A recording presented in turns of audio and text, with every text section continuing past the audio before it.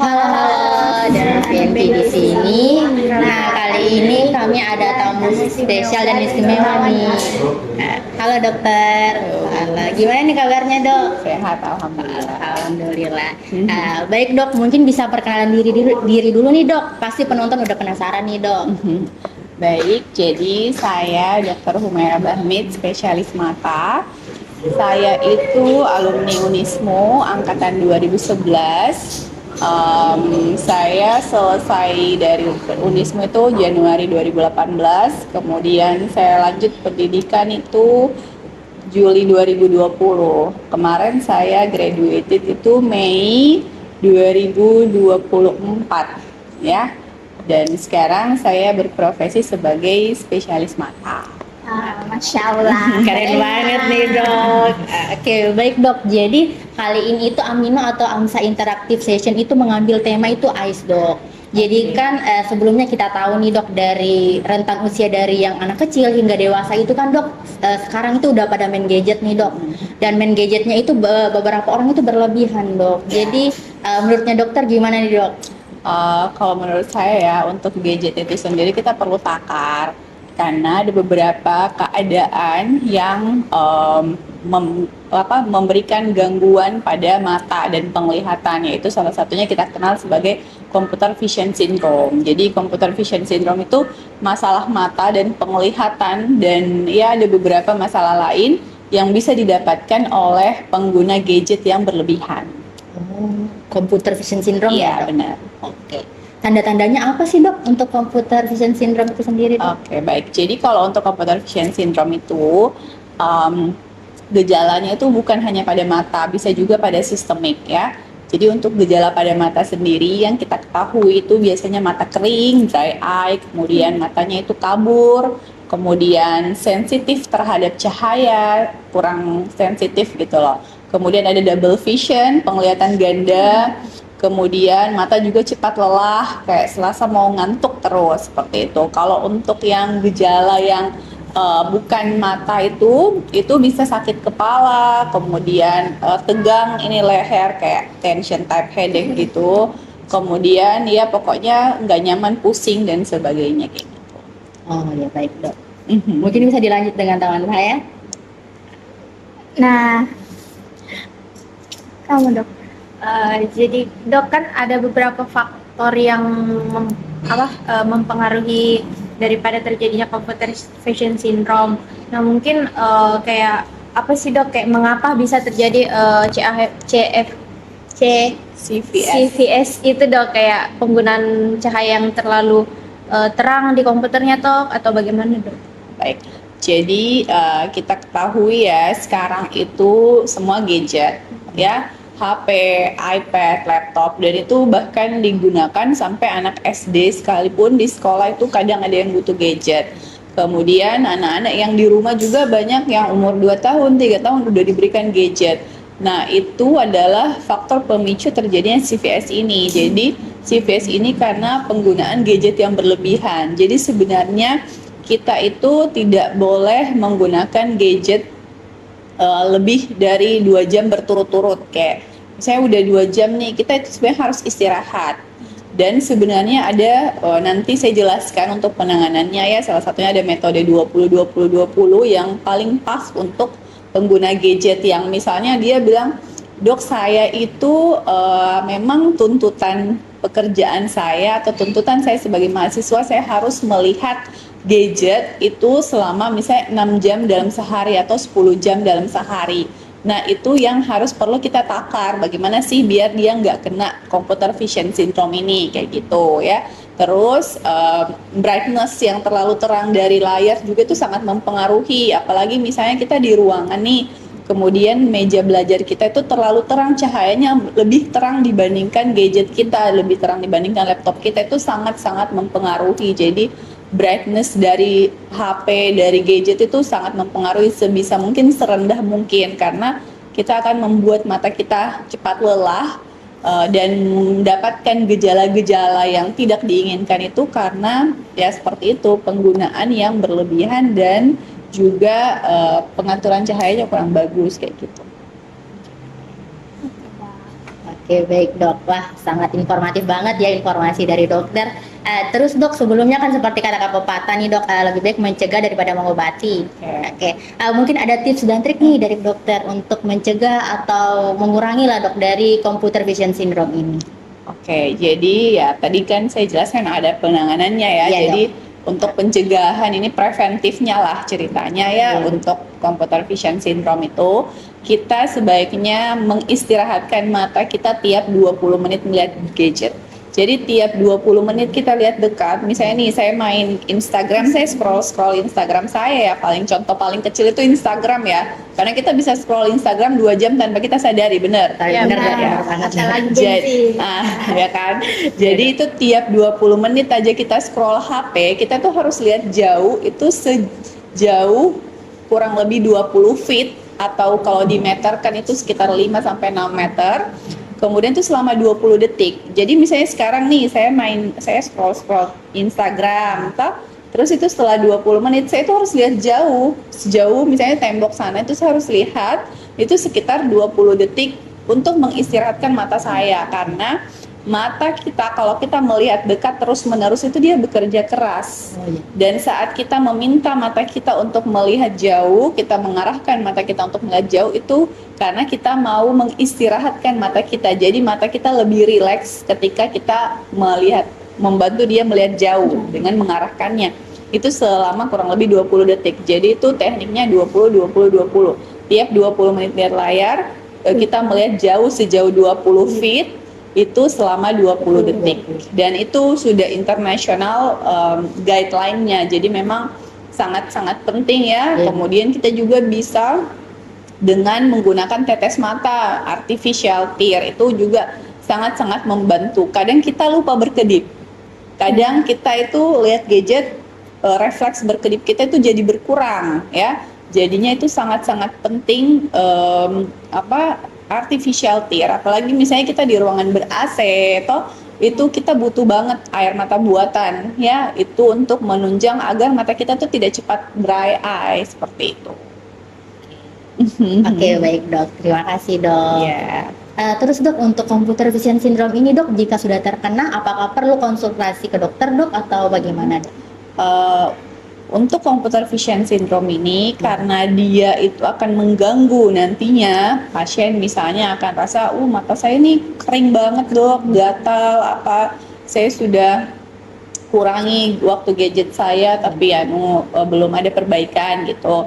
Atau misalnya dok saya ini sampai sakit kepala loh, kenapa saya tiap sore itu kalau habis kerja saya sakit kepala, itu karena dia ada keluhan seperti itu yang membuat dia akan datang ke dokter. Ya mungkin dia bakalan shopping dokter ya, misalnya dia ke dokter umum dulu, kemudian dia misalnya ke dokter kayaknya dokter saraf atau dokter penyakit dalam, dan akhirnya ternyata masalahnya di mata kayak gitu. Jadi orang-orang seperti itu tuh kadang kalau gejala utamanya bukan di mata, dia itu nggak langsung ke dokter mata, jadi dia mencari dulu, minum paracetamol dulu gitu. Jadi itu dia bakalan berlanjut minum paracetamol terus setiap hari sampai akhirnya dia bilang, kenapa ya ini saya gitu. Dia menyadari dan kemudian dia datang ke spesialis seperti itu. Oke. Wah, banyak banget nih ya ilmu baru yang kita dapatkan dari dokter, apalagi tentang computer vision syndrome. Oke, tapi dok mungkin sebelumnya ada pesan nih dari dokter untuk penonton dok. Untuk pesan sih sebenarnya ya itu karena kita di dunia era digital itu kita harus mengurangi durasi kita untuk melihat gadget ya, dengan cara yaitu kita kasih waktu 20-20-20. Kalau memang kita dalam sehari ya kayaknya saya ini harus main gadget sekitar 4 jam sampai 6 jam, itu kita tetap tiap 20 menit luangkan waktu. Kalau misalnya ruangan kita kecil dan dok saya nggak bisa lihat 20 feet karena ruangan saya kecil, ya udah kamu lihat di jendela atau usahalah keluar pintu untuk melihat merilekskan mata kamu selama 20 detik. Oh ya, dan satu lagi, untuk computer vision syndrome itu pasien kalau dia ada minus sekecil apapun itu harus pakai kacamata. Jadi kan minus itu mau minus 0,5, 0,25, silinder 0,5 itu semuanya harus terkoreksi maksimal. Karena ketika kita tidak menggunakan kacamata, kita membuat mata kita tuh bekerja ekstra. Kan biasanya ada pasien dia minus 0,5 atau minus 1. Dia membaca sesuatu yang jauh itu dia sudah memicingkan mata kan. Iya. Karena dia berusaha untuk melihat sesuatu yang dia nggak bisa lihat harusnya dengan kecuali dengan bantuan kacamata. Nah, itu kalau ada koreksi sekecil apapun itu wajib menggunakan kacamata, ya. Dan itu salah satunya yang tadi saya tidak sebutkan, ya. Kemudian yaitu brightness HP dikurangin, kemudian ya selain waktu istirahat, dan ya baiknya kalau udah ada gejala-gejala dry eye, mata kering, itu baiknya untuk pakai artificial tear. Nah, sekarang ada beberapa pertanyaan nih dok yang ditanyakan teman-teman terkait masalah kesehatan mata. Nah, mungkin untuk pertanyaan yang pertama, mungkin berapa sih dok batas minimal seseorang bisa melakukan operasi lasik? Nah, itu ditentukan dari tinggi minusnya dan juga berdasarkan umur seseorang atau tidak dok? Oke, jadi untuk operasi lasik sendiri, jadi untuk keadaan minus dan silinder itu memang ada operasinya sekarang ya. Ya, itu ada beberapa teknik sebenarnya, nggak hanya lasik. Ada sekarang yang terbaru itu Smile Pro ya. Jadi dia lebih tipis lagi luka yang dihasilkan oleh tindakannya. Nah, itu untuk batasnya itu masing-masing ada. Jadi misalnya untuk Smile Pro itu dia batas paling tinggi itu silinder 4 dan minus 10. Ya. Kalau untuk klasik dia lebih besar lagi cakupannya. Dia tuh sampai kayaknya minus 12 gitu. Nah, itu jadi ada beberapa kriteria dan itu sebenarnya kita lihat juga dari kondisi mata pasien, korneanya. Seberapa tebal sih central corneal thickness-nya kayak gitu. Ada beberapa orang yang tidak begitu tebal sehingga tidak memenuhi kriteria untuk tindakan operasi, itu bisa ya. Kemudian keadaan kalau untuk usia ya di atas 18 tahun. Ya, itu yang notes pertama ya. Kemudian berikutnya itu yang perlu diperhatikan, tidak ada amblyopia ya. Karena pasien dengan amblyopia itu tidak bisa, kan dia tidak bisa 20/20 nih, tidak bisa terkoreksi nih. Jadi kalaupun dia dioperasi ya tidak akan maksimal. Karena dengan kacamata, dengan koreksi maksimal kacamata itu yang diharapkan pasien bisa terkoreksi maksimal, tidak ada amblyopia. Jadi kalau misalnya nanti setelah operasi hasilnya akan seperti saat dia dikoreksi kacamata. Kan yang kita harapkan nih bisa lihat 20/20 kan? Ya. Nah, kalau misalnya dia amblyopia, dia tidak akan 20/20, pos operasinya juga akan seperti itu karena amblyopia itu masalah di pertumbangan sarafnya, ya. Jadi ya pasien-pasien dengan amblyopia itu kadang tidak memenuhi syarat untuk dilakukan tindakan operasi. Selanjutnya dok, ini katanya dia pernah baca-baca di sosmed, katanya perempuan yang memiliki mata minus dan tidak bisa melahirkan secara normal karena dapat merusak pembuluh darah di mata dan lain-lain. Apakah itu betul dok? Baik, jadi untuk minus itu ada kriterianya juga. Nah, kalau dulu itu jurnal-jurnal mengatakan di atas minus 6 itu nggak bisa melahirkan normal. Tetapi kita kembali lagi ke dokter spesialis mata. Ada beberapa pasien yang minus, even dia minus 1, itu dokter obgynnya akan merekomendasikan dia ke dokter spesialis mata untuk meminta keterangan saraf matanya bagaimana, keadaan retinanya bagaimana.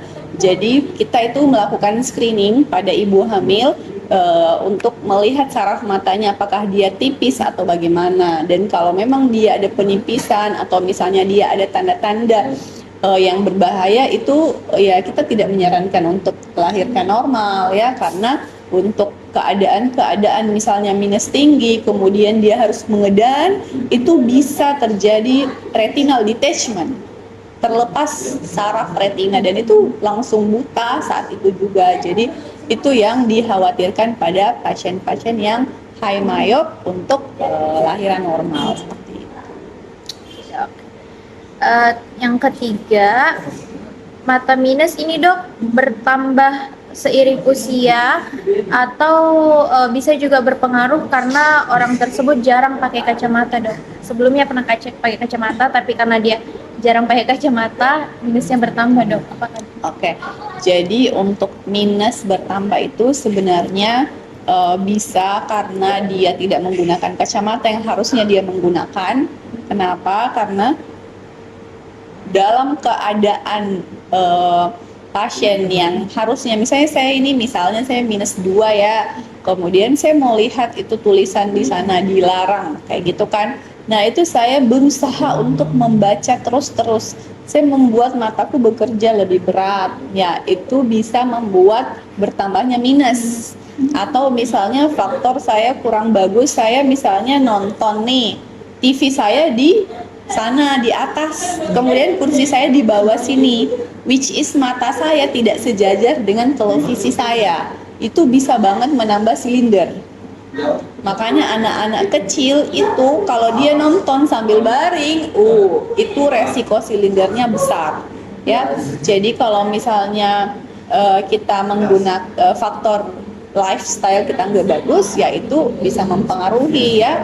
Intinya kalau misalnya minus dan silinder itu sangat pengaruh dari turunan. Jadi untuk anak-anak yang orang tuanya ada riwayat untuk menggunakan kacamata itu sebaiknya di screening, minimal screening ya, minimal screening itu sangat-sangat penting ya.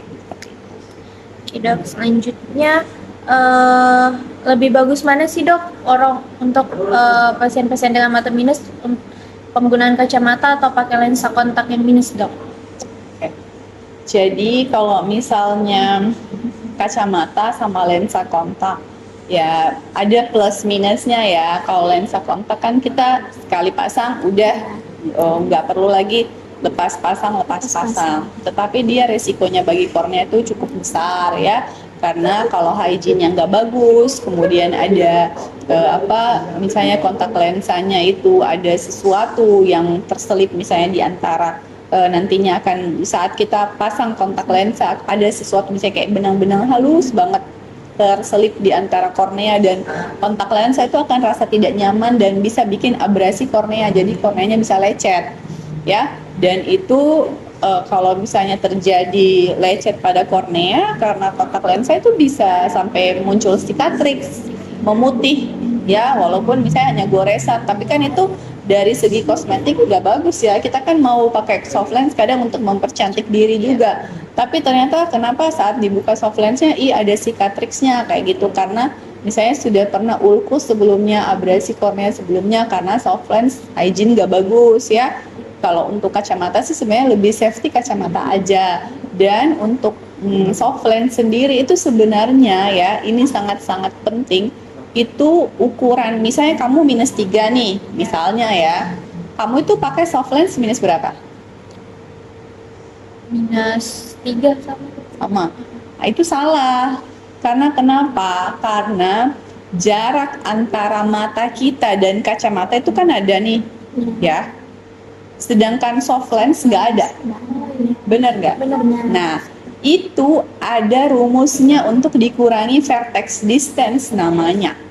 Ya, itu sangat pengaruh. Jadi misalnya kamu minus 3 nih, terus ada yang dihitung-hitung vertex distance-nya, ternyata kamu butuhnya itu soft lens yang touching ke mata, ke kornea kamu tuh hanya misalnya minus 2,5 atau 2,25, lebih kecil karena jaraknya lebih dekat dengan kornea, seperti itu ya.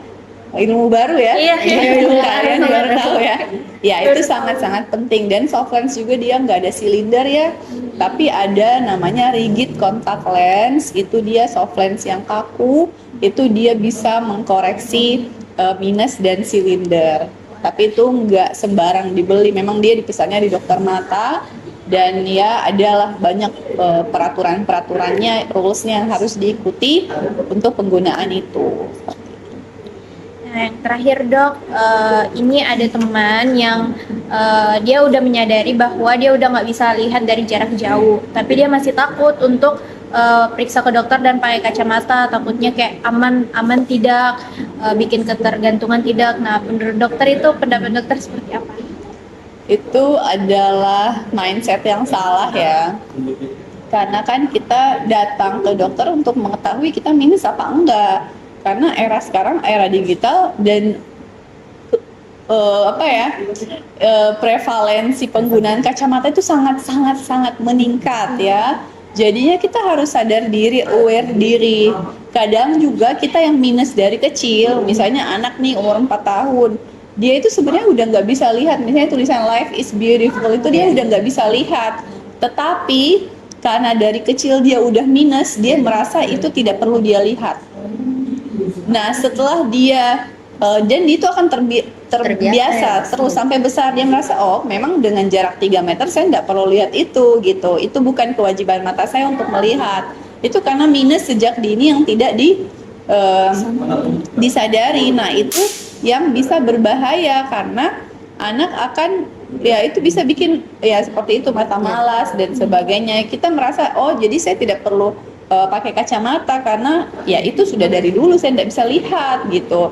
Sedangkan ada juga orang yang dapat minusnya ketika remaja atau dewasa itu biasa dia lihat, ih biasanya saya masih bisa lihat jarak segitu, kenapa sekarang saya sudah tidak bisa lihat? Nah itu yang biasa oh ada aware terhadap diri sendiri, oh, kayaknya saya sudah perlu pakai kacamata. Tapi sebenarnya pakai kacamata itu bukan hal yang berbahaya kan, maksudnya apa sih bahayanya pakai kacamata? Nggak ada ruginya sama sekali. Kacamata itu adalah alat bantu kita untuk melihat seperti itu. Jadi memang sepenting itu, dan untuk ganti kacamata itu wajib tiap 2 tahun ya. 2 tahun sekali ya. Iya.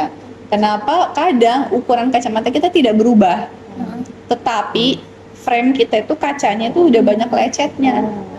Itu akan mempengaruhi penglihatan kita. Coba deh kamu nanti di cahaya kamu kasih gini, di lampu kamu kasih gini frame, pasti itu kalau udah lebih dari 6 bulan atau setahun pasti udah ada goresan, dan itu akan mempengaruhi penglihatan kamu. Ya mungkin cukup pertanyaannya sangat menambah informasi sekali bagi teman-teman di luar sana yang memiliki masalah mata. Jadi jangan takut menggunakan kacamata karena itu merupakan satu alat bantu untuk supaya mata kita lebih baik lagi mungkin. Oke.